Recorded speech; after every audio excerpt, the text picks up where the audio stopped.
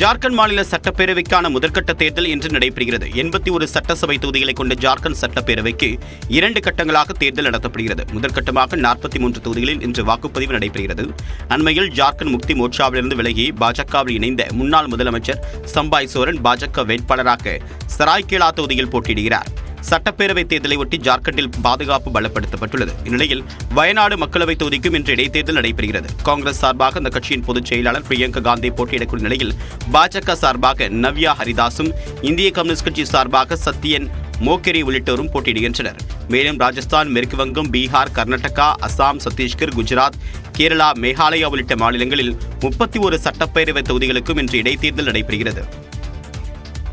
திருமணம் செய்ததற்கு எதிர்ப்பு எழுந்ததால் சூரியனார் கோயில் மட நிர்வாகத்தை அறநிலையத்துறையிடம் ஒப்படைத்துவிட்டு மடத்திலிருந்து சென்று விட்டார் ஆதீனம்.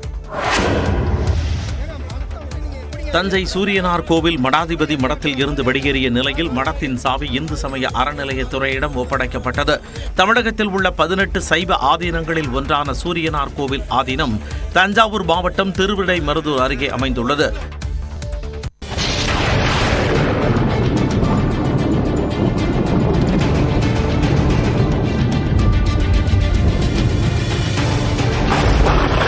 மழை காரணமாக காரைக்கால் மாவட்டத்தில் இன்று பள்ளி கல்லூரிகளுக்கு விடுமுறை அறிவிப்பு வெளியாகியுள்ளது. அதனை முக்கிய செய்தியாக நாம் பார்க்கிறோம். தொடர்ந்து மழை பெய்து வருவதன் காரணமாக பல்வேறு மாவட்டங்களைச் சேர்ந்த மாவட்ட ஆட்சியர்கள் விடுமுறை விடுவது தொடர்பான முடிவுகளை அறிவித்து வருகிறார்கள். ஏற்கனவே மயிலாடுதுறை மாவட்டத்திற்கு பள்ளி கல்லூரிகளுக்கான விடுமுறை அறிவிப்பு வெளியாகியிருந்த நிலையில் தற்பொழுது காரைக்கால் மாவட்டத்தில் பள்ளி கல்லூரிகளுக்கான விடுமுறை அறிவிப்பு வெளியாகியுள்ளது. கூடுதல் விவரங்களை நம்முடைய செய்தியாளர் இளவமுதனிடம் கேட்கலாம். இளவமுதன், விவரங்களை பதிவு செய்யுங்கள். அப்படியே புதுச்சேரி யூனியன் பிரதேசமாக காரைக்கால் தொடர் மழை பெய்து வருகிறது. இதன் காரணமாக அப்பகுதியில் அரசு மற்றும் தனியார் பள்ளிகளுக்கும் கல்லூரிகளுக்கும் இன்றும் விடுமுறை அறிவிக்கப்பட்டது. இந்த அறிவிப்பினை காரைக்கால் மாவட்ட ஆட்சியரான மணிகண்டன் தெரிவித்திருக்கார். காரைக்கால் பகுதி முழுவதும் நேற்று இரவு முதல் லேசான மழை இருந்த நிலையில் தற்பொழுது மழை அதிகரித்து தொடர்ந்து காரணமாக இந்த விடுமுறை அறிவிக்கப்பட்டது. அபிநயா, காரைக்கால் மாவட்டத்தில் பள்ளி கல்லூரிகளுக்கு விடுமுறை அறிவிப்பு வெளியாகியுள்ளது. ஏற்கனவே மயிலாடுதுறை மாவட்டத்திற்கும் பள்ளி கல்லூரிகளுக்கான விடுமுறை அறிவிப்பு வெளியாகியிருந்தது. கூடுதல் விவரங்களுக்கு நன்றி இளவமுதன்.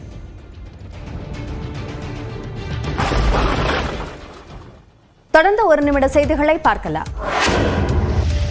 வாயு கசிவு ஏற்பட்ட சென்னை திருவொற்றியூர் விக்டரி பள்ளியில் 10, 11 மற்றும் 12 ஆகிய வகுப்புகளுக்கு புதன்கிழமை முதல் வகுப்புகள் செயல்படும் என்று அறிவிக்கப்பட்டுள்ளது. அண்மையில் விக்டரி பள்ளியில் வாயு கசிவு ஏற்பட்டு மாணவிகள் மயங்கி விழுந்தனர். நிலையில் பாதிக்கப்பட்ட மாணவிகள், பெற்றோர், பள்ளிக்கல்வித்துறை மண்டல குழு தலைவர், வருவாய் கோட்டாட்சியர் உள்ளிட்டோர் ஆலோசனை கூட்டம் தண்டையார்பேட்டை மாநகராட்சி மண்டல அலுவலகத்தில் நடைபெற்றது. அதாவது 10, 11, 12 இந்த 3 வகுப்புகளுக்கு மட்டும் நாளையிலிருந்து பள்ளி செயல்பட வேண்டும் எனவும் பெற்றோர்களால் தெரிவிக்கப்பட்டதன் அடிப்படையில் நாளை முதல் பள்ளி இந்த வகுப்புகளுக்கு மட்டும் இயங்கும். திருவொற்றியூர் மாநகராட்சி சார்பில் 1 வாரம் பள்ளியில் மருத்துவ முகாம் மற்றும் ஆய்வு நடத்தப்படும் என்றும் கூறினார். திருவண்ணாமலை தீப திருவிழாவில் கலந்து கொண்டு சொந்த ஊர்களுக்கு செல்லும் மக்களுக்கு திருவண்ணாமலையை சுற்றியுள்ள சுங்கச்சாவடிகளில் கட்டணம் இல்லாமல் செல்ல நடவடிக்கை எடுக்கப்படும் என பொதுப்பணித்துறை அமைச்சர் ஏவா வேலு தெரிவித்தார். திருவண்ணாமலை மாவட்ட ஆட்சியர் அலுவலகத்தில் கார்த்திகை தீப திருவிழா முன்னேற்பாடுகள் குறித்தான ஆலோசனைக் கூட்டத்தில் பொதுப்பணித்துறை அமைச்சர் ஏவா வேலு, இந்து சமய அறநிலையத்துறை அமைச்சர் சேகர்பாபு உள்ளிட்டோர் பங்கேற்றனர். ஆலோசனை கூட்டத்திற்கு பிறகு செய்தியாளர்களை சந்தித்த அமைச்சர் ஏவா வேலு, தீப திருவிழா முடிந்து பக்தர்கள் சொந்த ஊருக்கு செல்லும் போது ஏற்படும் போக்குவரத்து நெரிசலை தவிர்க்க 24 இடங்களில் தற்காலிக பேருந்து நிலையங்கள் அமைக்கப்பட்டுள்ளதாக கூறினார். மாவட்ட நிர்வாகம் தற்காலிக அந்த பேருந்து நிலையத்தை அதிகமாக ஏற்பாடு செய்திருக்கிறார்கள். அதேபோன்று கார் பார்க்கிங், சென்ற ஆண்டை விட இந்த ஆண்டு கூடுதலாக கார் பார்க்கிங்கை உருவாக்கணும்னு சொல்லி அதையும் உருவாக்கி இருக்கிறோம். இதெல்லாம் வர இருக்கிற மக்களுக்கு உதவ வேண்டும் என்ற அடிப்படையில் செய்யப்படுகிற பணிகள் தான். இதனைத் தொடர்ந்து பேசிய இந்து சமய அறநிலையத்துறை அமைச்சர் பி.கே. சேகர்பாபு, தீபத் திருநாள் அன்று தமிழ்நாடு முழுவதும் உள்ள கோவில்களில் தீபம் ஏற்றப்படும் என்றும் தீபம் ஏற்ற முடியாத கோவில்களுக்கு அறநிலையத்துறை சார்பில் எண்ணெய் மற்றும் திரி வழங்கப்படும் என்றார். இந்த ஆலோசனைக் கூட்டத்தில் மாவட்ட ஆட்சியர் தே. பாஸ்கர பாண்டியன், மாவட்ட எஸ்பி சுதாகர் உள்ளிட்ட அரசு அதிகாரிகள் கலந்து கொண்டனர். பௌர்ணமி மற்றும் வார இறுதி நாட்கள் தொடர் விடுமுறையை முன்னிட்டு அரசு போக்குவரத்து கழகம் சார்பில் சிறப்பு பேருந்துகள் இயக்கப்படும் என்று அறிவிக்கப்பட்டுள்ளது. வரும் 15ஆம் தேதி வெள்ளிக்கிழமை பௌர்ணமி மற்றும் மறுநாள் சனிக்கிழமை வார விடுமுறையை முன்னிட்டு பொதுமக்களின் வசதிக்காக சென்னையில் இருந்து பல்வேறு ஊர்களுக்கு சிறப்பு பேருந்துகள் இயக்கப்படும் என்று அறிவிக்கப்பட்டுள்ளது. அதன்படி கிளாம்பாக்கத்தில் இருந்து திருவண்ணாமலை, திருச்சி, கோவை, சேலம், கும்பகோணம், மதுரை, திருநெல்வேலி உள்ளிட்ட ஊர்களுக்கு 15ஆம் தேதி 460 சிறப்பு பேருந்துகளும் மறுநாள் சனிக்கிழமை 245 பேருந்துகளும் இயக்கப்படுகின்றன. மேலும் கோயம்பேட்டில் இருந்து நாகை, வேளாங்கண்ணி, ஓசூர், பெங்களூர் உள்ளிட்ட நகரங்களுக்கு 15 மற்றும் 16ஆம் தேதிகளில் 81 சிறப்பு பேருந்துகள் இயக்கப்படும் என அறிவிக்கப்பட்டுள்ளது.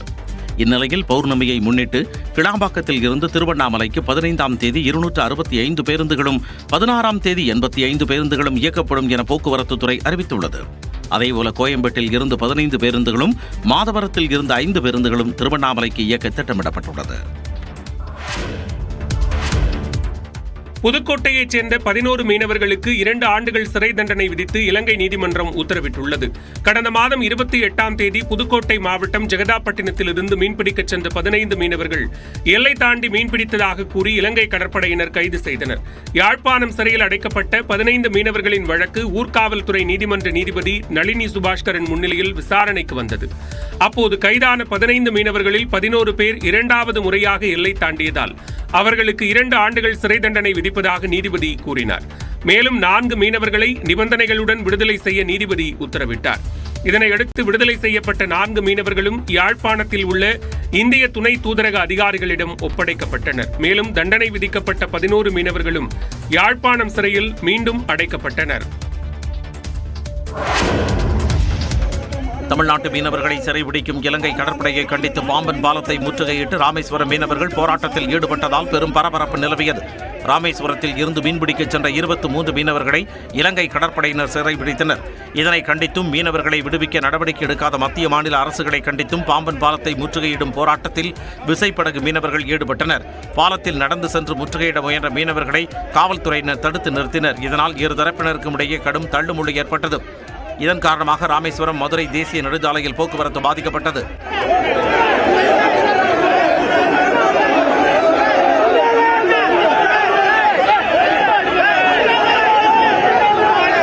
மறியல் போராட்டத்தின் போது அந்த வழியாக வந்த ஆம்புலன்ஸுக்கு மீனவர்கள் எழுந்து வழிவிட்டனர்.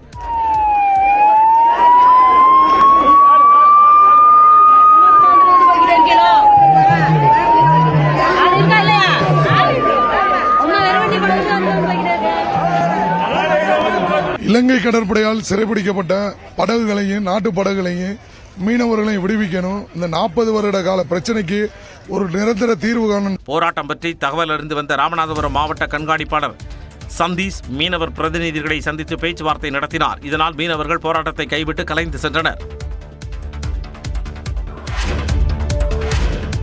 இலங்கை கடற்படையினரால் கைது செய்யப்பட்டுள்ள தமிழ்நாட்டு மீனவர்களை உடனடியாக விடுவிக்க நடவடிக்கை எடுக்க வேண்டும் என்று மத்திய அரசை முதலமைச்சர் மு.க.ஸ்டாலின் வலியுறுத்தியுள்ளார். இது தொடர்பாக மத்திய வெளியுறவுத்துறை அமைச்சர் ஜெய்சங்கருக்கு கடிதம் எழுதியுள்ள முதலமைச்சர் கடந்த 9ஆம் தேதி ராமேஸ்வரத்தைச் சேர்ந்த 23 மீனவர்கள் 2 இயந்திர மீன்பிடி படகுகள் மற்றும் பதிவு செய்யப்படாத ஒரு படகுடன் கைது செய்யப்பட்டதாக குறிப்பிட்டுள்ளார். இதனைத் தொடர்ந்து செவ்வாய்க்கிழமை நாகப்பட்டினத்தைச் சேர்ந்த 12 மீனவர்களை மீன்பிடி படகுடன் இலங்கை கடற்படை கைது செய்திருப்பதாக முதலமைச்சர் கூறியுள்ளார். இந்நிலையில் கடந்த 7 ஆண்டுகளில் இல்லாத அளவிற்கு நடப்பாண்டில் தமிழ்நாட்டைச் சேர்ந்த மீனவர்கள் அதிக அளவில் கைது செய்யப்பட்டிருப்பதை முதலமைச்சர் மு.க.ஸ்டாலின் அடிக்கோடிட்டுள்ளார்.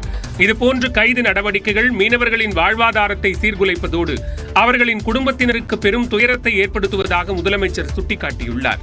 எனவே கைது செய்யப்பட்ட மீனவர்கள் மற்றும் சிறைபிடிக்கப்பட்ட படகுகளை உடனடியாக விடுவிக்க தூதரகம் மூலம் நடவடிக்கை எடுக்குமாறு மத்திய அமைச்சர் ஜெய்சங்கரிடம் முதலமைச்சர் மு.க.ஸ்டாலின் வலியுறுத்தியுள்ளார். மட்டும் ஓட்டுன்னு ஓட்டுறேன். முன்னாடி டயர் ஓடுது பாரு. ஆமா டயர் பிச்சிட்டு போகுது. ஐயோ அது ஏன் டயர்ல இருக்க டயர் பிச்சிட்டு போகுதுயா. வண்டியை நிப்பாட்டு போல. கொஞ்சம் பொறுமையா இருயா. எப்படியா பொறுமையா இருக்க முடியும்? இப்ப பொறுமையா இருக்க முடியுமா? என்ன பத்தி அடிக்கு உனக்கு எல்லாம் எவன் லைசன்ஸ் கொடுத்தான்? வண்டி நிப்பாட்டியா. ஓ சைடுல டயர் பிடிச்சிட்டு போனா ஓட்டு அடிக்கு. வண்டி நிப்பாட்டுவே ஐயா. யாராச்சும் குறுக்க பறக்க வந்த வண்டி நிப்பாட்டுங்க ஐயா. இங்க பாருங்க 3 டயரோட வண்டி ஓட்டுறாண்டாலே. நிப்பாட்டு. இறங்கி போ. இரு நான் போய் டயரோட வர்றேன். சீக்கிரம் போ. என்ன வேமா ஓடுறா அந்த டயரு? காரை விட வேமா போகுது. ஏய் நில்லு. வடிவேலுவின் இந்த காமெடியை காட்சி மிஞ்சும் வகையில் திருவாரூரில் ரோடு ரோலரின் சக்கரம் கலந்து அரசு பேருந்து மீது மோதி விபத்துக்குள்ளானது. திருவாரூர் பழைய பேருந்து நிலையத்தில் இருந்து பயணிகளுடன் அரசு பேருந்து நாகலூர் சென்றது. அப்போது திருவாரூர் புதிய ரயில் நிலையம் அருகே சாலை பணிக்கு பயன்படுத்தப்படும் ரோடு ரோலரின் சக்கரம் கலந்து ஓடியது. இதில் நிலை தடுமாறிய ரோடு ரோலர் அரசு பேருந்து மீது மோதியது. இதில் காயமடைந்த 5 பேர் அரசு மருத்துவமனையில் சிகிச்சைக்கு அனுமதிக்கப்பட்டனர். தகவல் அறிந்து சென்ற காவல்துறையினர் கிரேன் மூலம் ரோடு ரோலரை அப்புறப்படுத்தினர்.